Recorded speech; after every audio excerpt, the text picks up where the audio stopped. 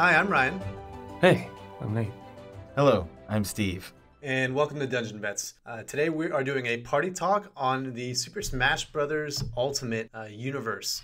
We're going to draft a team of 4 from the Smash roster, and Steve and I are going to compete and try to create the best 5th edition D&D 5th edition party. Ryan and I are into Super Smash Brothers, and we like to play, and so this was the inspiration behind us using this roster, and we just like to take things and translate it into D&D here. So a couple of rules that maybe we should go over is that, number 1, flavoring is a huge part of D&D, and it's definitely necessary to some extent when going from Smash to D&D, but every effect by me and Ryan must be made to remain faithful to the Smash character and its original materials.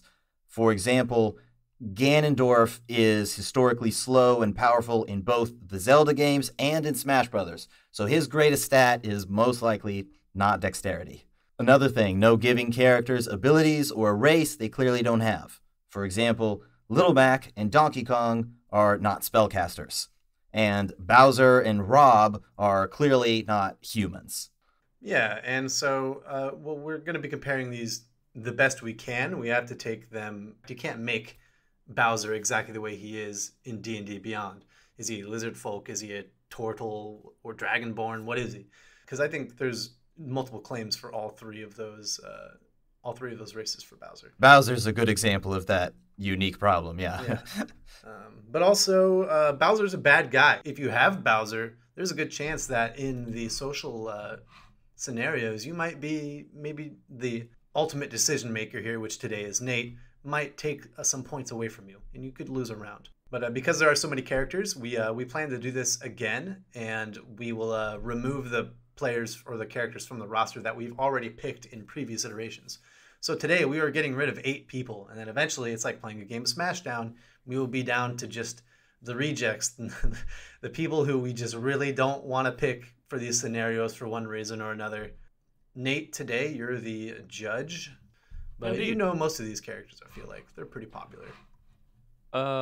Probably, yeah, most, maybe all of them, probably most. There's probably a few that I don't know, actually, now that I think about it.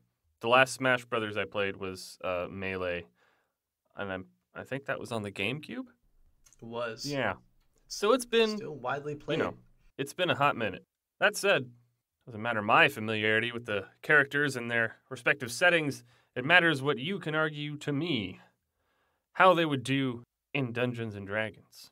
In the settings that we will determine through RNG. We'll be spinning the wheels to determine the scenarios we have in each of the 3 pillars: exploration, combat, and social scenarios. Now, gentlemen, to the draft. Ryan, you have proven yourself the superior Smash Brothers player.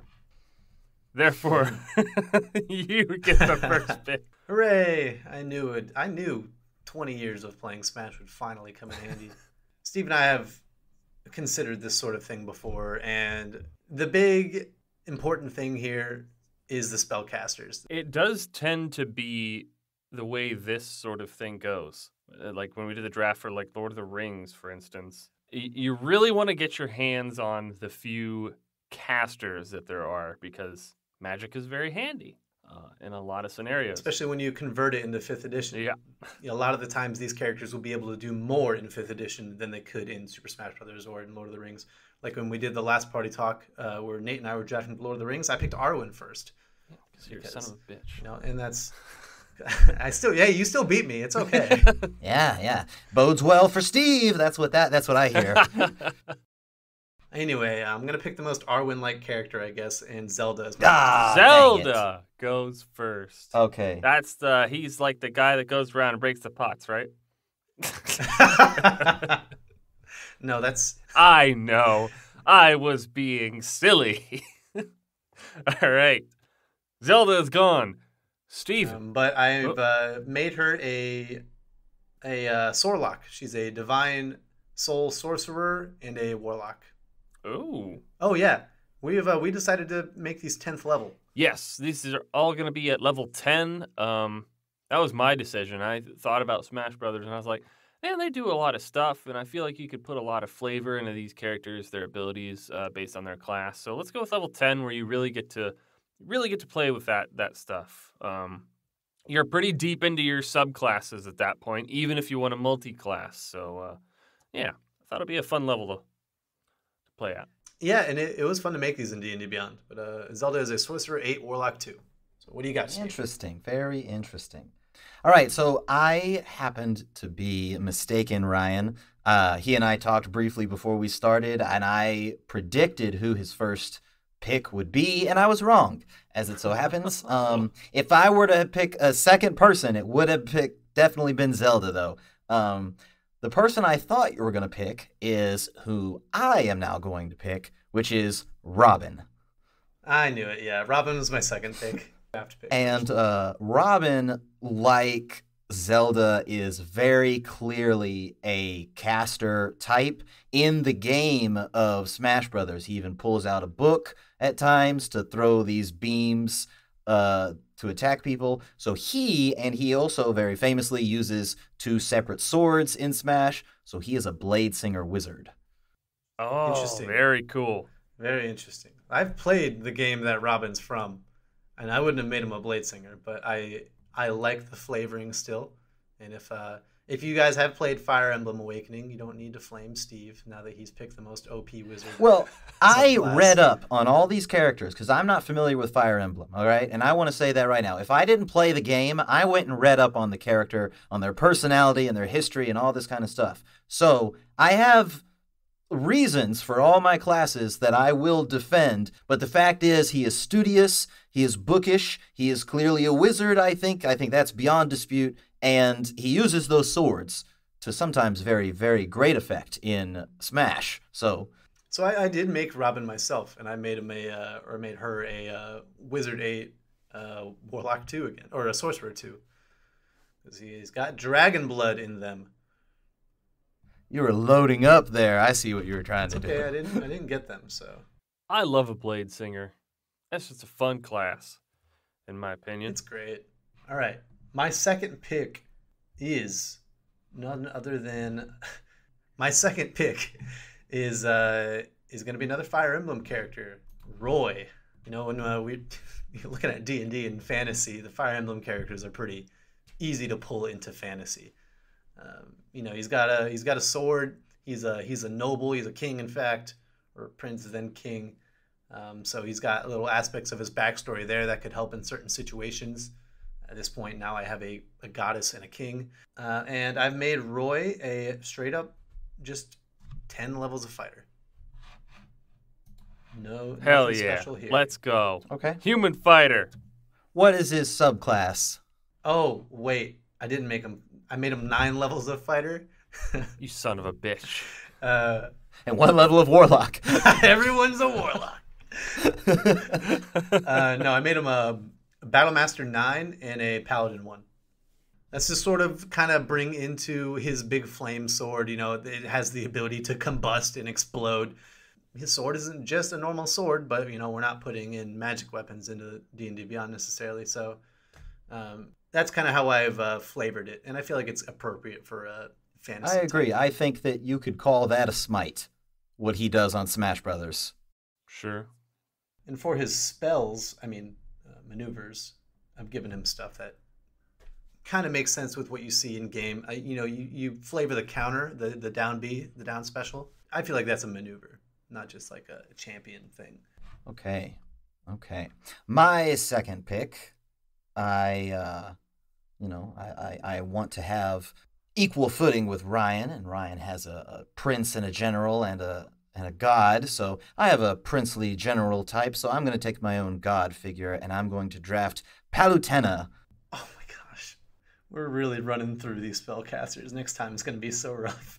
And so, I gotta say, I thought about the spellcaster issue that we've been talking about, and I thought about not drafting them in an effort to potentially save some for me later, and then I was like, oh no, what if Ryan drafts Zelda, Robin, Palutena, and Roy on his first thing, and he's like, yeah, I gotta do what's best right now. So going with Palutena, who is, in the Kid Icarus series, the goddess of light. So she is 10 levels light cleric.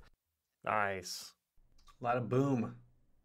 All right, I respect that. Every time I've been a player or I've been a competitor in these party talks, I've lost. So I gotta be a little bit desperate here. Is it every time, really? Are you over? Yeah, I am completely defeated.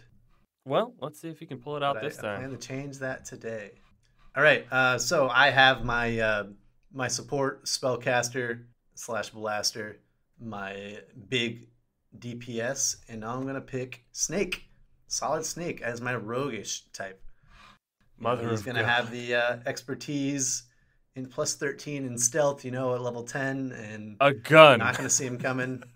He's got a gun, which I just kind of imagine as a hand crossbow. Yeah, and then I made him a all the way 10 levels of Arcane Trickster to sort of simulate the other guns and explosives that he does have, and to give him that sort of utility as if you were a medieval secret agent or fantasy secret agent type thing. And so he's got spells, and pretty good ones at that, I think, for up to second level at 10th level. Second level spells at 10th level. Very, very cool. Very cool. I thought about Snake a lot. It's hard to get away from Rogue because I was thinking, though, I was not going to draft him this round, but I did think if I ended up drafting him in the future, I would go Artillerist in the Artificer class. Maybe multi-classing to Rogue or something if we're at level 10 like this. But yeah, he's a very interesting choice. He's very multi-dimensional. That would have been a good way to go. But I'm going to stick to my guns here. Speaking of which, you can play D&D with guns. However, can I have an antimatter rifle? No. In this case, we're trying to even everything out. People or characters are from different time periods and levels of technology, so we're evening it all out to stay in fantasy. All right, so I was a little surprised by that, I'm going to admit, but it opens me up pretty well for what I want to do. So I am going to draft Ike, also from the Fire Emblem series. He is a heavy hitter. He's a big boy. He's a leader and a fighter. I made him straight 10 levels, Conquest Paladin. Nice. I went a little bit more on the smite route than I think Ryan did with Roy, but the way that they're swinging those swords around, especially with Ike's up B and his neutral B in Smash Brothers, and Roy for that matter, like those are smites in my eyes. So he is very martial and combat focused. He's not, finding steed or stuff like that as a paladin, but he's heavy hitting. Certainly interesting. And that gives you a lot of flexibility with just the paladin utility in general. Yeah, Ike is also a leader of mercenaries, and he's a quiet, well-spoken, likable guy. Women love him. He's a cool dude. It's not entirely sure whether he loves women. If you get really deep into the fandoms of Fire Emblem, which we won't. I love a good Conquest Paladin. It's a fun class and a fun subclass to play. All right, then that'll bring me to my final pick, which is Hero. I'm picking Hero from the from the Dragon Quest series. He's one of the DLC fighters for the Smash Bros. For Smash Ultimate, and I've probably unpredictably made him a full 10 levels of Eldritch Knight. Ooh. So all of my characters have a little bit of magic to them. They got a lot of utility. 3 of my characters have access to second level spells. But just because you're an Eldritch Knight doesn't mean you can't hit hard with your blade. There's still a spells fighter, like a Green Flame Blade. Still a fighter. But the access to shield and magic missile and just other things. But I'm really making use of Hero's ability to use a shield, and he's gonna come packed with Warcaster and Sentinel. So he is I'm making use of those 10 levels. Yeah. And, because it's a martial class, you have all those feats and you have high stats. A lot of cool stuff you can do with them. I would like to play one in a campaign sometime. I've been thinking about it. All right, Steven, your final pick? So, saving best for last, That's generally not how drafts work. I am going to. Yes, You took a really big risk here, Steve. my plan worked out Oh. flawlessly. My final pick is going to be Greninja. And Greninja is from the Pokemon series, and he is One of your mains. also one of my mains. Yes, perhaps a little bias coming through. However, I am very happy with my build. Greninja is a Shadow Monk / fighter. Ooh. So he has a lot of versatility and utility in what he can bring to the martial aspects of things and to the sneaking of things. So, Well, here's the big question then. Nate, as you being the arbiter, how do you want to run a Pokemon in this? Or do they have access to speech? Or do they just say their No, names? I think for our purposes, we're already, stretching things enough. I think the Pokemon can just act as a normal D&D character. thank God. Yeah, that is a question, though. So what race did you make him then? If you don't say grung, you're disqualified. No, because there's nothing about poison skin or he's not 3 feet tall either. So he's a Triton. Okay. Wow. And instead of a long flowing tongue, he has long flowing hair. All right. Interesting. I was prepared for this. I would have made him a grung because I'm not a coward. But Boy. All right. Calm down. We're getting to the fight. You can let out your aggression and your anger Okay. there. Well, that concludes the draft then. Yes. Any initial thoughts on your end, Nate? I am. Any official thoughts? Official and initial, I guess. My initial official thoughts are this is going to be really interesting. You both have what I would call very strong teams, and I feel like y'all are kind of prepared for just about anything, but it's going to come down to like how y'all deal with it, and maybe there's going to be a big difference based on what we roll here, especially in the environment, which is going to be the first thing we're rolling. This is our exploration pillar. We're going to see where are y'all in this scenario. I shall spin the sacred wheel. And that environment is not really an environment. It is. What? Hold on. Did I fuck Are we in this up? space? Is it upside down? What do you mean it's not an environment? Our environment that we're going to be going forward in our exploration pillar is stealth. Oh, interesting. So, it's not exactly an environment itself, but it does mean you've got to sneak around. So, for whatever reason, each of your parties have a need to remain unseen, hidden.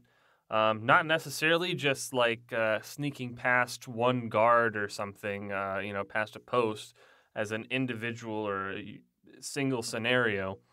But in general, you're in a place where you need to lay low. So maybe you're in a place where magic is outlawed, for instance, and both of you have casters. It's like a city where we're wanted or something. Yeah, so whatever you need to accomplish here, you need to do it with some subtlety. There's no being loud, brash, and drawing attention to yourselves as each of you go about your respective objectives. Okay. This is an interesting one. I don't think I was necessarily prepared for this one. I can't say that I thought about this. I can't say I did either because it's totally random. I said that as if it was like a wink wink, but it really is. I spun the wheel. So my team has clearly got this. When we look at the stats and the classes, Robin is a wizard. Wizards their versatility is unparalleled, and so he has access to disguise self. He can get it real quickly. He has access to invisibility and greater invisibility at that.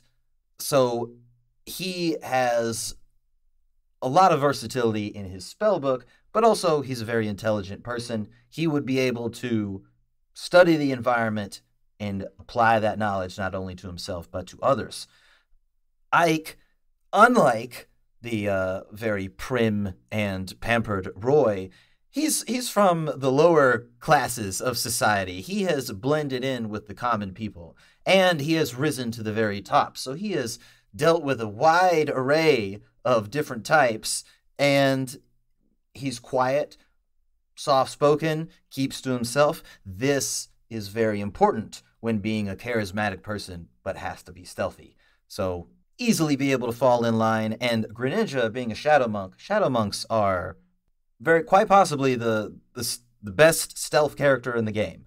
And Greninja, he is got the shadow sneak ability in Pokemon Smash Brothers and in D&D, because shadow monks get that shadow step thing. So his ability to sneak transcends video games and genres of video games. I think that Team Steve all the way. Very impressive. And you kind of went with this motif that I didn't mention, but I do kind of want to throw that in there because that's kind of a good idea. And I don't know if we want to edit this together, but and also let's throw in there your party, your characters are wanted for whatever reason. So people are going to be keeping an eye out for them in this, maybe not necessarily every single person you come across, but your faces are known to the authorities. All right, so if we're in a city like that, my team also has a lot of utility just because they're almost all spellcasters. They all have this magical ability to them. To begin, Zelda has invisibility that she can either cast on herself or others, or she can cast Disguise Self on herself and cast invisibility on others. She's also got that sorceress ability, so she can do it more often in short rests if she needs to. Sorcerers are kind of known for blasting everything all at once, but you can use the sorcery points to really prolong the amount of spells you use at a time. That's why they have all those cantrips, and especially Zelda has the Eldritch Blast cantrip.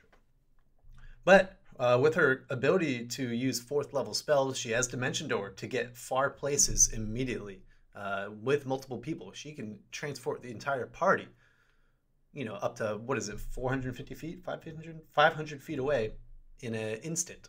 That's a pretty easy way to travel. And she can do that twice a day, possibly more with her sorcery points. So with all of that, that makes up for Roy. Roy is going to be my big stick in the mud here. He's a noble. He's probably very recognizable, perhaps. Zelda as well, but Disguise Self fixes that. You can just make Roy invisible. But also, Snake is an arcane trickster. You can make Roy tiny. He's got the Enlarge Reduce spell. Make him tiny. So you can make Roy just look like a child. Put him in your pocket. Put him in your pocket. Put him in a jar, throw it in your backpack, and then, how's he going to... I wouldn't even have to roll a stealth check for that. Roll for remembering to poke holes in the top of the jar. He starts suffocating, and he has to smite his way out, and you just hear this glass shatter in the backpack. But given that my players, or my players, I guess, are smart enough to not kill Roy that way, that is a good way of getting notorious people, whether it's good notoriety or bad. It is a good method of getting them around and being sneaky. You can also have the ever famous person grenade, where you have like someone in gaseous form or someone in Enlarge Reduce in a jar, and you can just throw them into a room, remove the spell, and then the glass shatters, and now you have your angry fighter or your angry barbarian just slashing people, and all of a sudden there's a room full of dead guards. You could have like a barbarian grenade, essentially. Exactly. That's amazing. I've never thought of that, sequence of events, that scenario, the use of that spell. Yeah, it's a cool I use. saw it on Reddit. I hope we can use it someday. I hope so too. But Roy is mitigated because of the utility of his fellow party members. Hero, the dude doesn't talk. He's silent. He looks like 4 different people at the same time. He's got a sword and a shield, but he's also got access to his very own set of spells. He's got Misty Step to get around places, but people like him, all they need to do is wear a hood. He's not going to be the one talking. Nobody in my party has a negative charisma modifier, and two of them have positive. Zelda and Roy can talk. I don't think anybody has a negative. Oh, wait. No, Greninja does. But he is making up for it with bukus of other stealth capabilities. Being a fucking shadow monk. Yeah, being a frog man. Although, to be fair, shadow monks, I'm not going to say they're only stealthy at night, but they are very much at their best. You should, to be fair. To be fair. Whereas, Snake is stealthy in all scenarios. And he also has the Find Familiar spell. He has an eye in the sky that can spot guards as we have to move from one way or another. Or if there's someone we have to chase stealthily, got a drone. my eye in the sky can... it's the drone, essentially. Snake's drone. Also, everybody but Roy has the message cantrip. So I'm not as bad at stealth as I thought, now that I think about it. Also, being a shadow monk, you get access to Pass Without Trace, which applies to the entire party. That is something I lack. And Palutena can bless people. Guidance. Aid. Yeah, with bright lights. What's more recognizable? A princess or a god? Well, as you so eloquently pointed out about how somebody with access to the wizard spell list can cast invisibility on someone else and disguise self on themselves, Robin would be able to do that for Palutena in my party. Shouldn't have said anything. Y'all have made this extremely difficult because each of you have very, very solid arguments for how your parties would deal with this scenario. So just wait until, in 2 times after we do this, we have Kirby and Ganondorf trying to run around being stealthy. I believe I've made a decision, and we'll carry that moving forward. So next up, we have the social pillar. And what sort of scenario will your parties be thrust in this time? Whilst needing to be stealthy. Plus needing to be stealthy, yes. That does carry forward. What does the wheel decide? Spinning!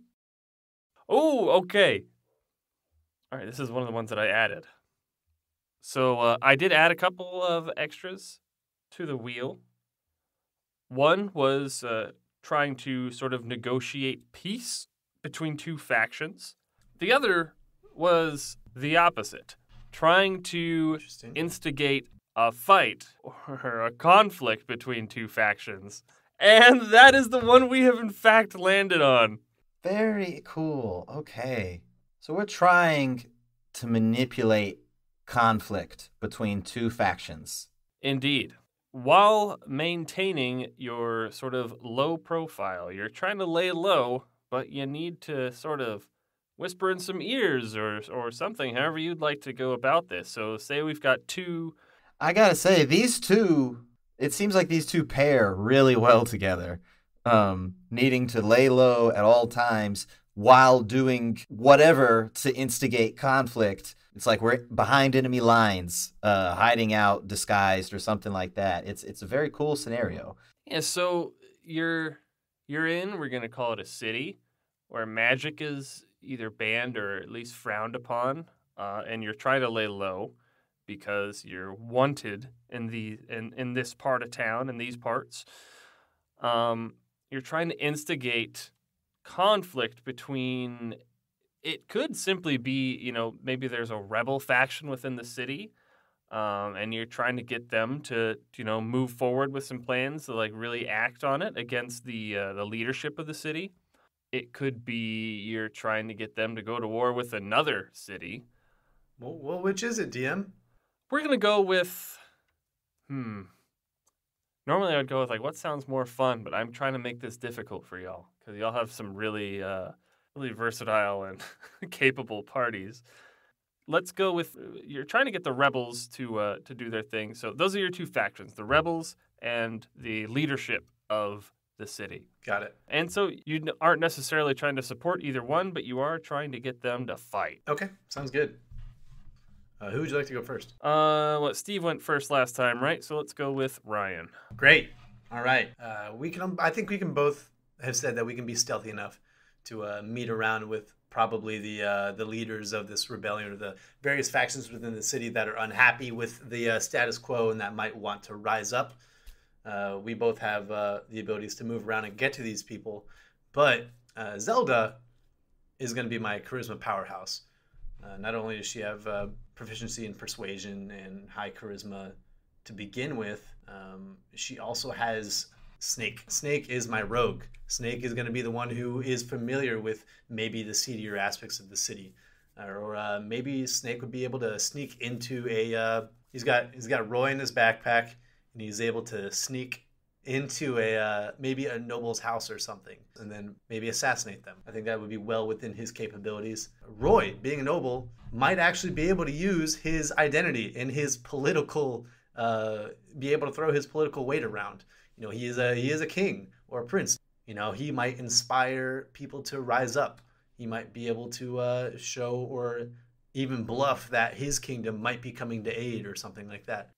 Noble background is a thing. He is the noble background. He does have the noble background. Hero, using his background, he is a folk hero. So perhaps he is from this area. Perhaps that he actually does have a little bit of a notoriety as well behind his name. But more or less, Hero is just going to be my make everybody else better, help everyone else do their thing. But with the amount of charisma and the amount of notoriety my players have, I think they could very easily get a rebellion started. Very strong arguments. Pretty solid. Solid Snake. I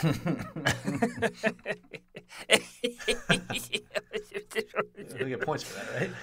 Do I get inspiration? There's no inspiration here, except for all the inspiration we're giving to our listeners for their campaigns. Steven, how do you counter this? Because he's coming with some heat. So as mentioned, Greninja is a frog.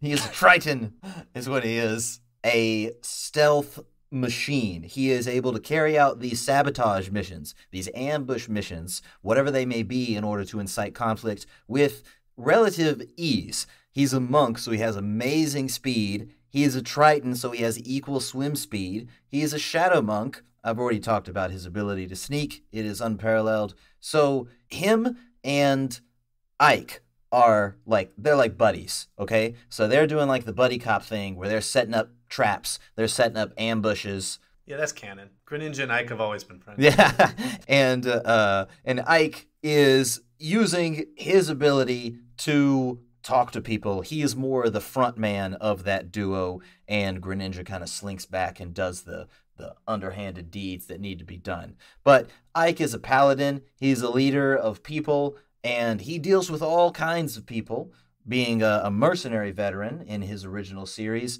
So he can work with the leadership, probably. He can negotiate, parlay with them, but he could also do it with the rebels and the thugs and the dregs of society if need be. Palutena is very charismatic, as is Robin. Not, I say very. It's not their primary stat, but it's certainly not a dump stat for them because they're both leaders and people who support others, and so they would be able to be faces and to negotiate and to, if necessary, deceive. And Robin, of course, has a wide versatility and ability to add in these shenanigans with disguised self, with invisibility, with glyph of warding, and the like. I can't say I'm impressed. I can. No! All right. I've got a lot to consider, but we must move on. Next up, we come to the combat pillar. Right. Ready to go. Let's do this. Ooh. And we have a pretty fun one. Let's work out. We've come to gladiatorial combat. Oh, so now it turns out we're both in the city, and we're both trying to get different factions to rise up, and now we have to fight each other. So, we'll say... Hard feelings are about to be made. Oh, yeah. We're gonna We're going to get real into it. So, each of your parties, they've been discovered. Despite everything you've done, all the great arguments you made before for your stealth and your social encounters, you've been found out. And you've been captured by, we'll say, the big evil city government. And as a result, you have been thrust into their favorite pastime in Big City, which is watching people duke it out in the fucking Coliseum. Okay. That's what they do with mages. They find mages.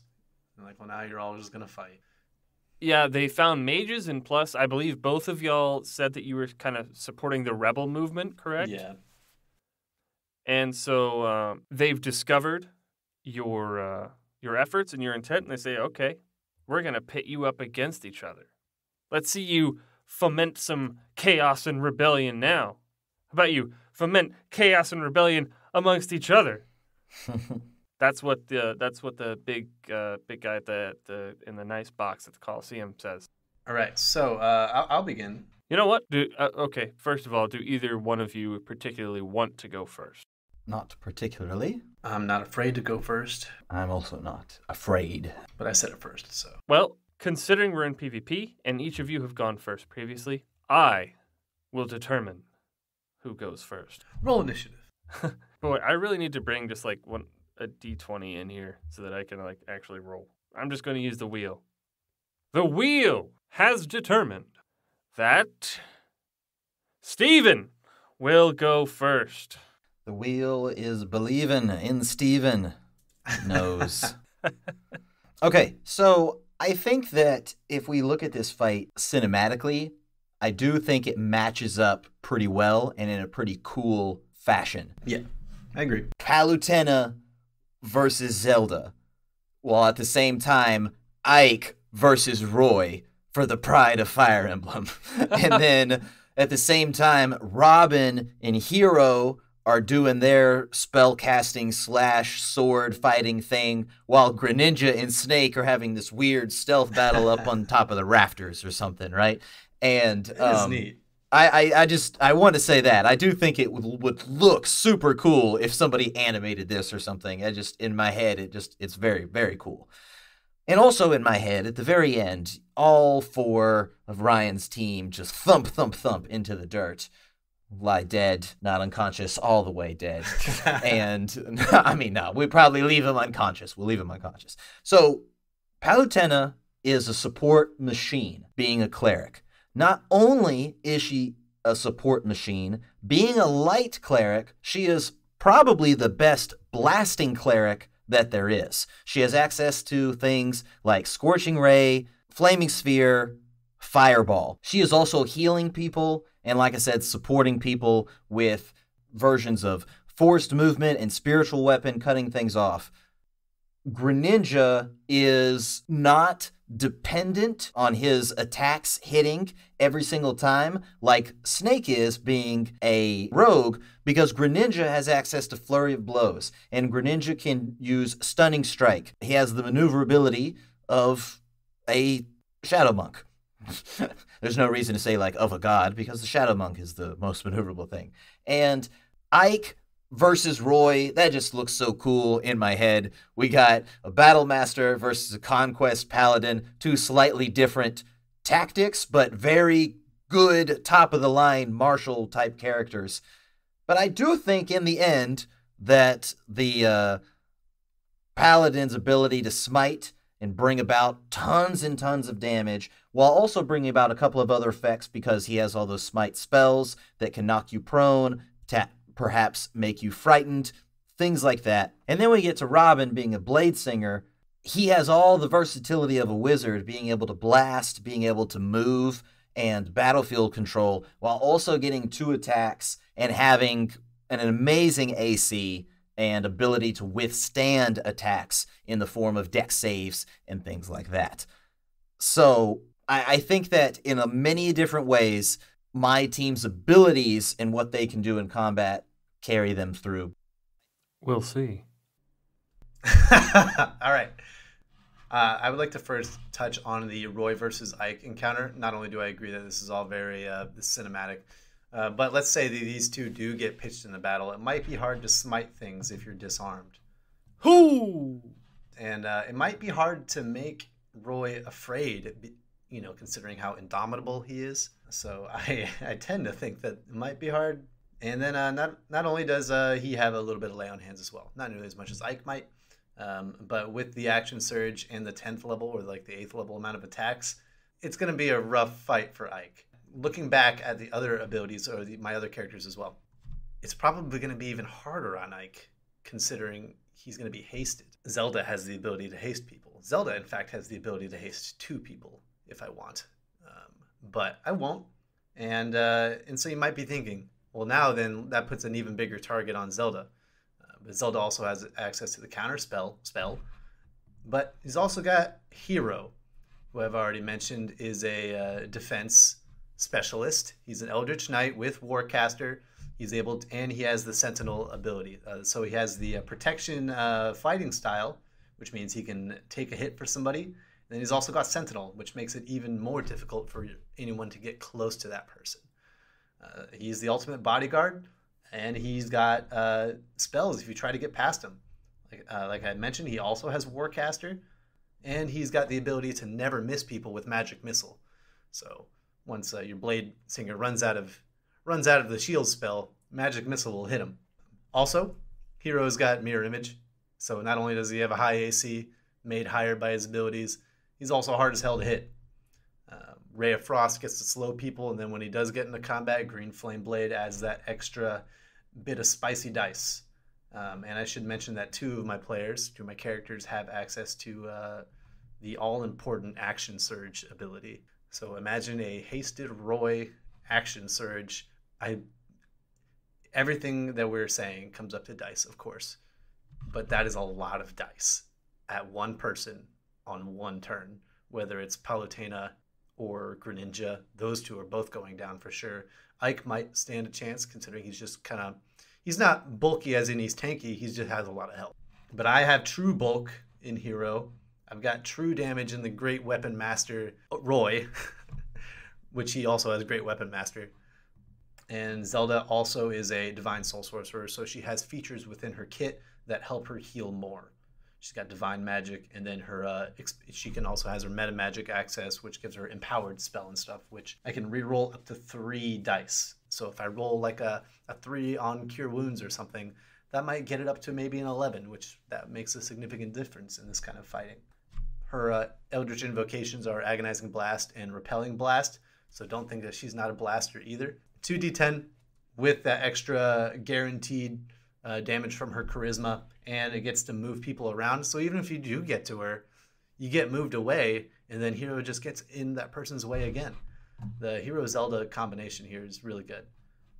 But let's imagine, people like to see gladiatorial fights, right? It's a big spectacle, which means they're well lit, which means it might be hard for a Shadow Monk to do the things the Shadow Monk might want to do, whether it's in the daytime or if it's at night with lots of torches and stuff. So now you just have this frogman running around. He might be fast and he might be quick, but he doesn't have his full kit, whereas Snake does have his full kit. It doesn't take much for him to hide. He does have the Skulker. No, I got rid of that. He's got the Sharpshooter. But he almost had the Skulker feat. And that should count for something. I'll take your word for it. Doesn't have the Skulker feat, but he does have his Familiar. His Familiar can use the help action, or just become adjacent to an enemy, and then Snake gets sneak attack on them. Because that's the way Rogue works. So you can see him just fine, but he's still going to get the sneak attack damage off on you. I don't really like Familiars being able to do that, so no, you can't. Very well. So if you go up against Hero, if you try to get to Zelda and Hero is there, then Snake is going to get sneak attack damage on whoever's trying to do that. So that person's dead. Don't even send him. I won't. I'm going to send a fireball instead. Counterspell. Hey, all right. Great arguments, both sides. Since we haven't done this PvP thing before, Steve, would you like a rebuttal? I would like a rebuttal, yes. Yeah, let's hear that. This is an interesting combat discussion that we've had this time because this is the first time that I've really felt the need to rebut anything. It's important. So you make a potent argument in Roy's ability to roll dice, being hasted, action surge, things like that. I will say that Greninja brings this to the table as well. Flurry of blows. Each and every turn. Not just with action surge, which he also has, but with flurry of blows. And I would say that the strength throws that are going to disarm, knock prone, knock back 15 feet, things like that, those are strength saving throws that you're asking Ike to make, who is not only a strong old boy, but he gets +3 to all saving throws being a 10th level paladin. So, yes, it's a lot of dice and it always comes up to the dice, but I definitely have the tools to combat these dice coming at me. This would just look like an actual game of Smash Bros. Those two going at each other. Yeah. And if you're making that haste on Roy, that's high risk, high reward. It's high risk, Right? Yeah. certainly. Good point. So Break that concentration. that's going to be devastating for Zelda and Roy. If I cause Zelda to drop concentration and then it also affects Roy. She does have Hero kind of playing bodyguard for her. How you working through that? Like I said, it's a fireball. Oh, that's one way to do it for sure. Counter spell. Well, then Greninja's teleporting around, In the daytime? or maybe he's not. He's using a bonus action dash to get all the way around because he's so fast. They do be And then- fast. Stunning strike, boom, flurry of blows, do it again. Yeah. That is a fair argument. Gotta live that long. And silence as well. I got access to silence in Greninja and in Palutena. So if that counterspell becomes pesky, which after the first time you use counterspell, you're like, man, counterspell sucks. I got to get rid of that thing. And so, yeah, I'll be getting rid of that thing. Let's be rid of that. All right. Does that conclude your rebuttal, Steven? I think so. All right. Ryan, any closing remarks? Roy also does have the slasher feat. If he's crit fishing by using all of these attacks at once, the slasher, when you get a crit, grievously wound the target and they get disadvantage on all attack rolls. They also get reduced speed as well. So if a fight does happen and someone does try to go toe-to-toe with Roy, which no one should try to go toe-to-toe with Roy, he is eventually going to get the upper hand given enough dice. And then finally he has the bait and switch maneuver. So say you do get to Zelda, you can swap positions. But also, I made sure to pick, and I mentioned this earlier, say you do get to Zelda, that's fine. She's got Misty Step, and she also has an even bigger Misty Step, Dimension Door. So you can get to her, but then she's 450 feet away, and you have to do it all over again. All right. I think I've heard enough. I want to say that, no, not really adding to the argument, but it's just funny. Ike also has Great Weapon Master and Slasher. Yeah, these two are built the same way. They're very similar. And he, being a Conquest Paladin, one of the spells he gets is Spiritual Weapon. So Ooh, nice. this fight is so cool looking. I want to see roll it out. This decision is very difficult, but I can say with absolute confidence that I would really like to see this fight go down with dice being rolled on the table, and especially that one between Ike and Roy. That would be a great fight, I think. I do have my decisions, however. Whew. Okay. Round 1, exploration. We talked about being stealthy, having to lay low in the city where magic is outlawed. That was a tie. Interesting. Okay. I don't know if that's allowed, but I'm saying it. Fuck you, I'm the DM. Today I am anyway. I could not pick between y'all. Both of y'all had such great arguments for how they would deal with this, and it was neither. I felt like both parties were perfectly capable of handling it. Round 2. Our social pillar, our social encounters, having to sort of rile up the rebels. Okay. That one went to Ryan's party. And that one was very close, but I felt like his party had a little bit more capability of that sort of task. Barely. But I think it was there. It was that partnering of Greninja and Ike. It undid me.